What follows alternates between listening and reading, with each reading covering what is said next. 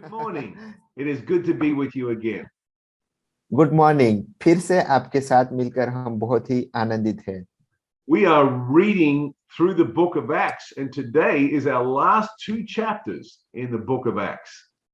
हम प्रेरितों के पुस्तक में से पढ़ रहे हैं और आज हम प्रेरितों के पुस्तक में से उसके आखिरी 2 अध्याय को पढ़ेंगे। So today I want you to read chapters 27 and 28.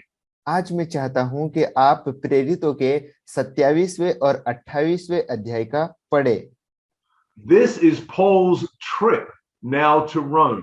यहाँ पे ये जो अध्याय है उसमें पाउल की रोम की तरफ की जो यात्रा है उसके बारे में लिखा गया है।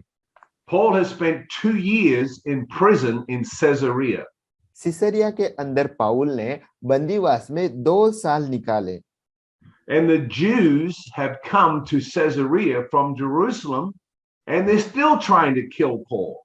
यहूदी लोग यरूशलेम से वो सिसरिया आए हैं और यहाँ पे वो पाउल को मारने की कोशिश कर रहे हैं।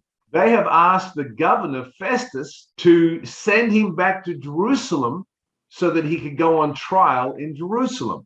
ये यहूदी लोग फेस्टिस सूबेदार को कहते हैं कि वो पाउल को यरूशलेम भेज दे ताकि वहां पे यहूदी लोग उनके ऊपर वहां पे मुकदमा चलाए। And they are planning on killing Paul while on his journey back to Jerusalem. और पाउल को जब सिसरिया से यरूशलेम की तरफ ले जाया जाएगा उस समय पे यहूदी लोग वो पाउल को यात्रा के दौरान मारने की योजना बना रहे थे। So Paul says, I appeal to Caesar. I want Caesar to do my trial. पाउल वहां पे वो सूबेदार से कहता है कि मेरा मुकदमा सीजर चलाए। And because Paul was a Roman citizen, because he said that, now he has to be taken to Rome. और पाउल जो है वो रोमी नागरिक था और उसने सीजर के पास अपना मुकदमा कहा है, इसलिए अब उसको वहां पे रोम के अंदर सीजर के पास लेके जाया जाएगा। Now, if Paul was not a Roman citizen, if he was just a Jew, then he would not have been able to go to Rome and have his trial with Caesar. अगर पाउल ने वहां पे अपने नागरिकत्व को नहीं बताया होता तो उसको सीजर के पास लेके नहीं जाया होता, लेकिन उसको अब वहां पे यहूदियों के पास लेके जाया होता। लेकिन अब पाउल ने अपने नागरिकत्व का इस्तेमाल करते हुए सीजर के पास अपना मुकदमा रखा है, इसलिए उसको अब सीजर के पास लेके जाए।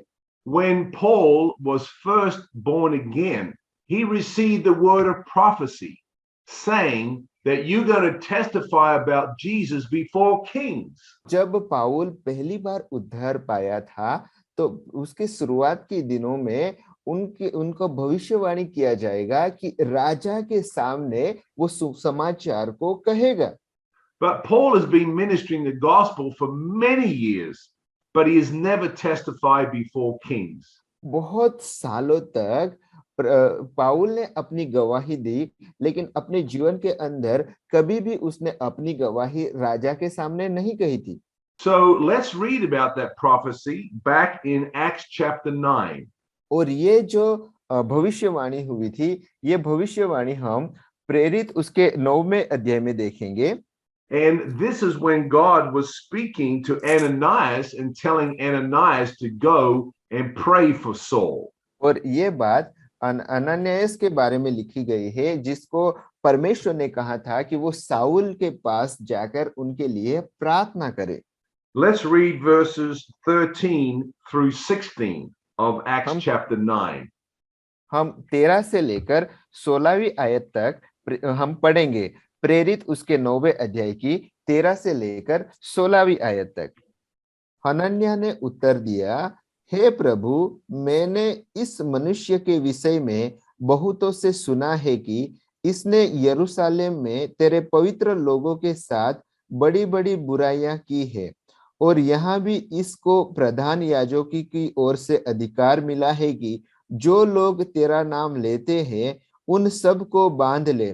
परंतु प्रभु ने उससे कहा, तू चला जा, क्योंकि यह तो अन्य जातियों और राजाओं और इस्राएलियों के सामने मेरे नाम प्रकट करने के लिए मेरा चुना हुआ पात्र है, और मैं उसे बताऊंगा कि मेरे नाम के लिए उसे कैसे कैसा दुख उठाना पड़ेगा।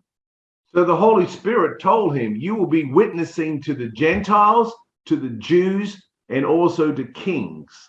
यहाँ पे पवित्र आत्मा गवाही देता है कि पाउल को अन्य जातियां, यहूदियों और राजाओं के सामने अपनी गवाही देनी है। Before Paul was sent to Rome, King Agrippa had come to Caesarea to talk to the governor who was Festus. इससे पहले कि पाउल को रोम के अंदर भेजा जाए, वहां पे राजा अग्रिपा आता है और वो फेस्तुस से वहां पे बात करता है। So Festus asked King Agrippa to listen to Paul before he sent him off to Rome. इससे पहले कि पाउल को रोम भेजा जाए, फेस्तुस ने राजा अग्रिपा को कहा कि वो पाउल को सुने। So we read that in chapter 25 of Acts, and we'll read 26 and 27. और ये बात हम प्रेरित उसके 25वें अध्याय के अंदर 26वीं और 27वीं आयत में हम पढ़ेंगे। मैंने उसके विषय में कोई निश्चित बात नहीं पाई कि अपने स्वामी के पास लिखूं, इसलिए मैं उसे तुम्हारे सामने और विशेष करके हे राजा अग्रिपा तेरे सामने लाया हूं कि जांचने के बाद मुझे कुछ लिखने को मिले, क्योंकि बंदी को भेजना और जो दोष उस पर लगाए गए उन्हें न बताना मुझे व्यर्थ जान पड़ता है। So now Paul gets the opportunity of sharing his testimony and preaching the gospel to King Agrippa.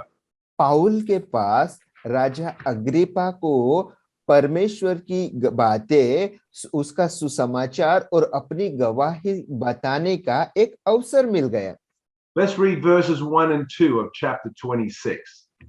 हम 26वीं आयत के 26वें अध्याय की पहली और दूसरी आयत हम पढ़ेंगे। अग्रिपा ने पौलुस से कहा, तुझे अपने विषय में बोलने की आज्ञा है। तब पौलुस हाथ बढ़ाकर उत्तर देने लगा, हे राजा अग्रिपा, जितनी बातों का यहूदी मुझ पर दोष लगाते हैं, आज तेरे सामने उनका उत्तर देने में अपने को धन्य समझता हूँ, विशेष करके इसलिए कि तू यहूदियों के सब व्यवहारों और विवादों को जानता है, अतः मैं विनती करता हूँ, धीरज से मेरी सुन। So Paul was able to share not only his testimony but also the gospel of Jesus Christ. We'll read that in verse 18. यहाँ पे पाउल को सिर्फ अपनी गवाही बताने की बातें नहीं, लेकिन उन्होंने वहां पे सुसमाचार को भी राजा अग्रिपा को दिया। और ये बात हम 18वीं आयत में पढ़ेंगे कि तू उनकी आंखें खोले कि वे अंधकार से ज्योति की ओर और शैतान के अधिकार से परमेश्वर की ओर फिरे, कि पापों की क्षमा और उन लोगों के साथ जो मुझ पर विश्वास करने से पवित्र किए गए हैं मिरास पाए। आमेन। So on that day, King Agrippa heard the gospel of Jesus Christ. उस दिन राजा अग्रिपा ने प्रभु यीशु की सुवार्ता को सुना। Look at what King Agrippa said in verse 28. और वहां पे राजा अग्रिपा ने क्या कहा, वो 28वीं आयत में हम पढ़ेंगे। तब अग्रिपा ने पौलुस से कहा, तू थोड़े ही समझाने से मुझे मसीही बनाना चाहता है? Sometimes prophecies are spoken over you, many years later they come to pass.